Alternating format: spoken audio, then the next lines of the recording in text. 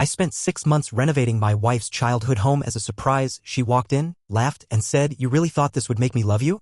Then she kissed another man on the porch. I just handed her the deed and walked away. That was 48 days ago. Today, my voicemail is full of her screams. I dismantled the nursery. Not the whole house. Just the nursery. The one I spent 7 weekends rebuilding from the studs up. The one I painted seafoam green because her mom once told me that was the color Maggie picked out when she was 9. I found the color buried in a Pinterest board from 2012 she didn't know was public. That's how far I went. I hand-carved the trim.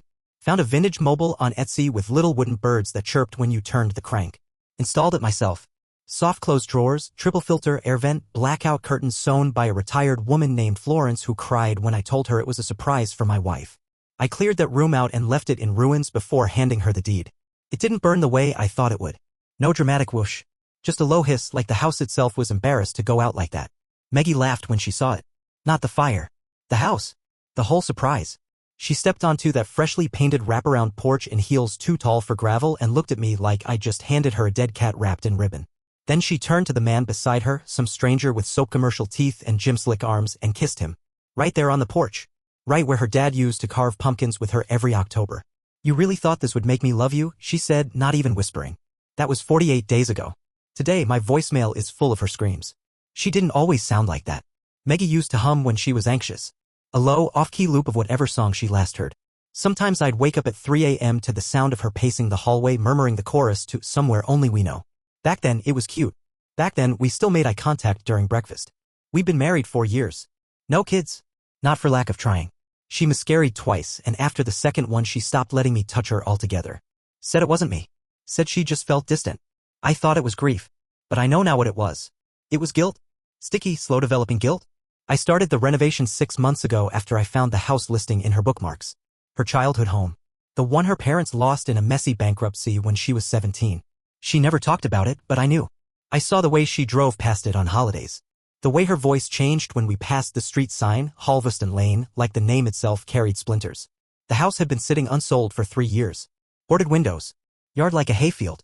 Kitchen gutted by a previous flipper who gave up mid-demo. But the bones were still good.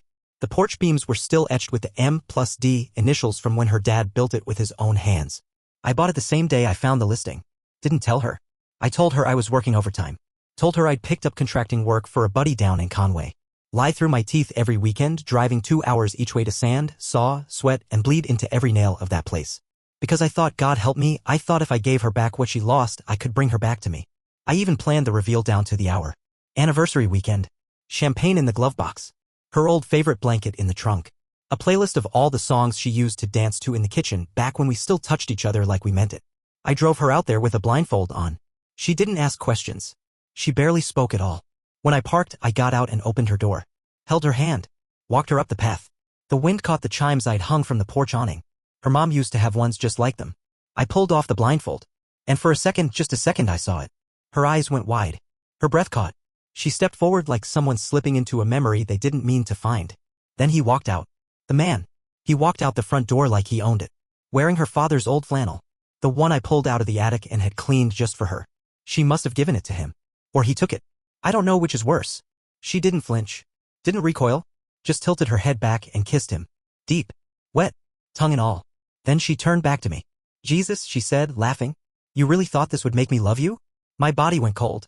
All the air left my lungs like I'd been sucker punched through time. The man said nothing. Just stood there, smiling. I remember his shoes were clean. Pristine white. No scuff marks. No calluses. The kind of man who'd never wielded a hammer in his life. I handed her the deed without a word. Had it wrapped in the same ribbon she used on our wedding invitations. Pale lilac. She stared at it, stunned. Maybe she thought I'd beg. Maybe she thought I'd scream. I didn't. I walked to my truck. She didn't follow. I watched the house shrink in my rearview mirror until it was just a pale speck under the trees.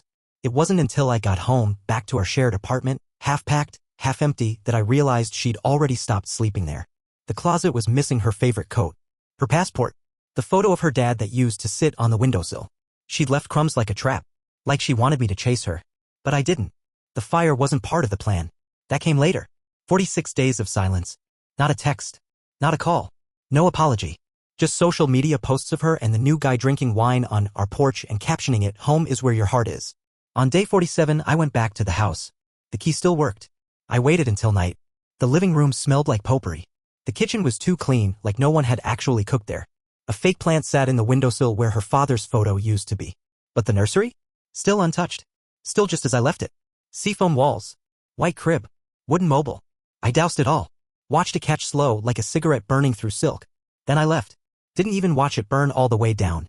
Just drove until the sunrise hit the hood of my truck like an accusation. That brings us to now. Day 48. I haven't answered any calls, but my voicemail is overflowing. The first few are confused. Then panicked. Then furious. She's crying in one. Screaming in the next. Says she can't believe I would do this. Says we can fix it. The house didn't burn to the ground. Just one room. Insurance might cover it. But she doesn't care about the logistics. She cares about what it means. Because I left the deed in the mailbox. And on the back, I scrawled 6 words in Sharpie. Welcome home. I hope it haunts you. Update 1, the porch, the laughter, and the man she never told me about. I didn't check my voicemail until 2 days after the fire. I knew what I'd find: begging, rage, gaslighting, but I wasn't prepared for the sound of her. Maggie doesn't cry like a normal person. She cries like an actress who forgot how to breathe. All throat. All desperation. Like someone drowning in her own performance. Voicemail 1, I just need to know if you're okay. I'm sorry. Can we talk? Please? You can't just disappear like this. Voicemail 2, what the fuck did you do to the house? What the fuck is wrong with you? That was supposed to be Jesus. You're insane. Voicemail 5, just breathing. Long, wheezing sobs. Voicemail 8, you ruined it. You ruined everything. You think that makes you powerful? You think that's love? I didn't listen to all of them. Some were from him. His name's Daniel, by the way. Of course it is. No one evil is ever named Keith or Larry. Always Daniel. He sounds like a guy who has opinions about wine aerators. Daniel left one message. 1. I don't know what kind of sick game you're playing, man, but Meg doesn't deserve this. If you ever come near her again. I stopped the playback. I was done with threats. But what caught me wasn't the rage. It was the cracks. By voicemail 11, even Maggie's voice had turned. You didn't even ask, she whispered. You just walked away. Like none of it mattered. Like she hadn't set the wreckage in motion. Let me rewind. There's something I didn't tell you. The night of the reveal? After she kissed Daniel, after I handed her the deed and walked back to the truck, she followed me. Not immediately. Maybe 10 minutes later. Just enough time to make sure he wasn't watching. She tapped on my window. I didn't roll it down. She stood there, half-lit by the porch light, arms crossed like she was the one who'd been ambushed. Can we talk? I said nothing. I didn't know you were going to do all this. Okay? The house? The whole thing. Still nothing. You should have told me. That made me laugh. Not loud. Not manic. Just a quiet exhale of disbelief. You're upset I didn't tell you I was renovating the house you secretly bookmarked while you were fucking another man in a hotel room? She flinched. That's when I knew. It wasn't just betrayal. It was coordination. I always thought affairs were sloppy. That they happened in cracks, drunken moments, impulse. But this was strategic. Cold. She stepped back. It wasn't like that. It just happened. Was it happening the night you left for your aunt's funeral? Or the weekend I had the flu and you said you needed space? Or was it when I was painting your childhood walls while you were calling me your emotionally unavailable ex to someone with a six-pack? Her face cracked. I thought you were done trying. That one sentence punched the breath out of me. I wasn't, I said. That's why I bought the house. She just stared. You think buying a house fixes things? She snapped. You think painting some walls undoes what we lost? I wasn't trying to undo it, I said. I was trying to rebuild it. That was the last thing I said to her. Until today. I finally answered one of her calls. Not because I missed her. Not because I wanted closure. Because I wanted to hear what she'd say now that the mask had slipped. She picked up on the first ring. Hello? Breathless. Hopeful. Panicked. You called, I said. Dead silence. Then, oh my God. Oh my God. You answered. I've got 14 voicemails. You screamed in 9 of them. Whispered in 3. One sounded like you were crying in a church bathroom. I didn't know what else to do. You could have started with not cheating. Silence. Is that what this is now? She finally said. Some power play? Some big revenge fantasy where I'm the villain and you get to be the martyr? No, I said. You don't get to be the villain. You're not interesting enough. That broke her. I heard the sob rip through her throat like someone pulling a zipper down her spine. I was scared, she said. I didn't know how to be with you anymore. You could have tried. I did. But you were always gone. Always working. Always planning things. I needed someone who was here. Who looked at me. I paused. Daniel look at you the way your dad did? That shut her up. Because here's the part she never told me. Daniel? He's not just a fling. He's her dad's old apprentice. Yeah. Maggie met him when she was 12. He was 20. Her dad mentored him. Took him in when he was broke, taught him carpentry, showed him how to build frames, how to shape banisters with your bare hands. He was at her sweet 16. She reconnected with him at her father's funeral 3 years ago. That's when it started. I found the emails. Found them in a folder buried inside her archived Gmail back when we shared a tax account. The first one? Subject line, saw you at the wake. Body, you look just like her. I shouldn't say that. But God, Maggie, you did. She replied with a heart emoji. Then the hotel bookings started. She wasn't just cheating on me. She was involved with someone her father once mentored. She was trying to reassemble her childhood, piece by piece. And I was just the placeholder. The man who could rebuild the house, but not the fantasy. So I told her the truth. I told her I knew about Daniel, knew about the emails, knew she'd already started forwarding my mail to the new address. You never planned to tell me, did you? I said. I didn't think I'd have to, she whispered. You thought I'd just keep building while you played house with the ghost of your father's apprentice? She didn't answer. I hung up. Then I blocked her number. That was this morning. Since then, she's emailed 17 times. Each one more desperate than the last. The last one? A single line. You weren't supposed to know. But here's the thing. Now that I do, I'm not done yet. Because she may have kissed him on my porch. But she forgot whose name is still on the loan. And she's about to find out exactly how haunted a house can become. Update 2. I went silent. She moved in. I watched her life collapse from 400 feet away. You ever feel your body vibrating with a truth you can't speak out loud? That's what it's been like since I learned about Daniel. Since I lit the nursery. Since I let her walk barefoot across the ruins thinking she was standing on victory. I didn't disappear after I handed her the deed. I bought the house next door. It was listed off-market. Belonged to an old woman named Ida who'd been trying to sell for 6 years. No one wanted it. Foundations cracked. Kitchen sloped. The back bedroom leaks when it rains. I paid cash. Moved in the day after Maggie kissed Daniel on my porch. She doesn't know. And I've been watching ever since. I've kept notes. Pages of them. Day 3, she paints the porch rails lilac. Same shade I used in the wedding invites. I watch her hands tremble. Daniel doesn't help. He's in the yard shirtless, fixing nothing. Day 7, Daniel argues with a guy in a gray SUV. I don't recognize him. Maggie slams the door and locks it from the inside. Day 12, she cries into a Tupperware of strawberries. Not a single tear for me in 6 months, but she weeps for overripe fruit. I sit on my porch and sip coffee from her dad's mug. I found it in the attic. She must have missed it. Day 17, he doesn't come home. She sleeps in the nursery. I can see the seafoam walls through the window she never bothered to curtain. That night, I leave a note on her porch. You always look smaller in this house. I sign it with her father's initials. She doesn't sleep after that. Daniel thinks he's clever. He's not. He's been staying with another woman 3 towns over. Lisa. Blonde. Pilates instructor. Has a son who calls him Uncle D. I know because I followed him. Because some truths don't come from confrontation. They come from silence. I watched him flirt with a barista. Left a note in her tip jar. Ask him about Maggie. He'll lie. That's how you'll know it's true. She quit 2 days later. 3 nights ago, I heard glass break. I stood in the dark behind my curtain and watched Maggie crawl through the nursery window. Daniel had locked her out. She was barefoot. It was raining. I saw her slip. Heard her ankle crack against the side of the windowsill. She didn't scream. Just crawled forward and laid there. Soaked. Shivering. Curled into the fetal position on the floor of the room I built with my hands. And I felt nothing. Not pity. Not rage. Just the quiet hum of karma finally warming up. Yesterday I mailed her something. No return address. Just a padded envelope with a burner number and a thumb drive. Inside, video files. Time-stamped footage of Daniel entering Lisa's apartment. Kissing her. Playing with her kid. Buying groceries. Carrying a suitcase up the stairs. A screenshot of Lisa's Facebook bio.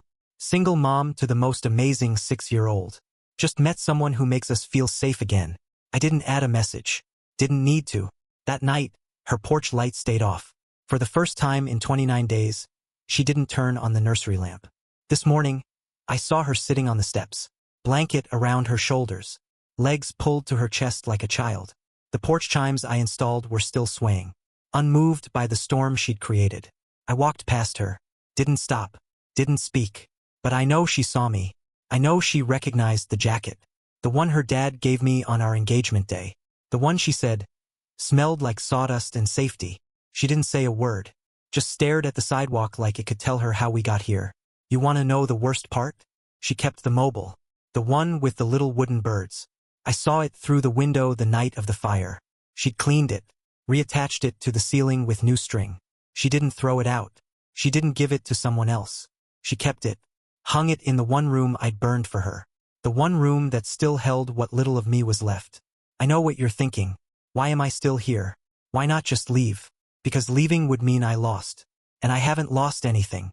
She lost the man who rebuilt her foundation while she was trying to seduce a ghost. She lost the future I handed her wrapped in lilac. And now, she's losing the house. Yeah. You read that right, because I kept one copy of the deed. And she never filed it. Too caught up in her fantasy. Too drunk on her own story. So legally, the house is still mine. And tomorrow morning, I'm serving her notice. She has 30 days to vacate. Daniel's gone. Her family won't help. I already called her mother and told her everything, emails, photos, the fire. She hung up. Haven't spoken since. She has nowhere to go. And I'll be here, on the porch next door, sipping coffee, watching, because sometimes closure doesn't come from peace. Comes from letting go. Update 3, the deed. The knock. The room she never left. I dropped the eviction notice through her mail slot at 6:45 a.m. Didn't need to knock. The printer ink was still warm when I slid the envelope under the door. White paper. Black font. My signature. Nothing else. Not even a note. She called 37 minutes later. Blocked number. I let it ring. 5 minutes after that, I heard her scream. Not a startled yelp. Not anger. A scream like her lungs were folding in on themselves. Like the house was sinking from beneath her, and all she could do was howl into the collapsing silence. I sat on my porch and let it wash over me. She didn't come outside. 3 days passed. I watched Daniel come back once, midnight, drunk, slurring. Pounded on the door. Slurred her name. She didn't open it. He left a minute later when I turned on my porch light and just stood there, watching. He saw me, knew me. He bolted like a child who touched something hot. That same night, I snuck in. I waited until I heard the kitchen faucet running and the nursery window creak open to vent steam. She always hated the way that room held heat. Said it felt too close, too womb-like. I slipped in through the back porch. Used the key I made from her father's spare. The one he left under a stone shaped like a turtle. Still there after all these years. She never remembered it. I didn't steal anything. I just stood in the nursery. The crib was gone. Replaced with a single mattress on the floor. Barely a sheet. Just her curled in the corner. Blanket over her head. Mobile spinning slow in the ceiling breeze. She talked in her sleep. I leaned in, didn't touch her, didn't breathe. I didn't know, she whispered. Then, please, he built this for us. I left before she woke up. Didn't close the back door. 2 days later, she mailed me the mobile. No note, no box. Just the wooden birds wrapped in tissue paper and sealed in an envelope marked, Return to Sender. I hung it on my porch. Let it sway in the breeze. It stopped spinning the next day. No wind. I didn't restart it. She finally knocked on my door at 3:14 a.m. No makeup. No shoes. Hair wet, like she'd been trying to wash me off and ran out of soap halfway through. I opened the door halfway. She didn't speak. Just held out the envelope. Inside was the deed. Signed. Dated. Filed. She'd made it official. But it wasn't the paper that caught me. It was the message scribbled on the back. Take it. I don't want it. I just want out. I looked her in the eye. You're already out, I said. She broke. Knees buckled. Palms hit the porch. Nails scraped the wood. Guttural sobs like something primal was leaving her body. I stepped past her. Walked onto the grass. Looked at the house. The lights were still on. Nursery window wide open. Her world, emptied. She left the next morning. No luggage. Just her car and silence. I watched her drive away from my second-story window. She didn't look back.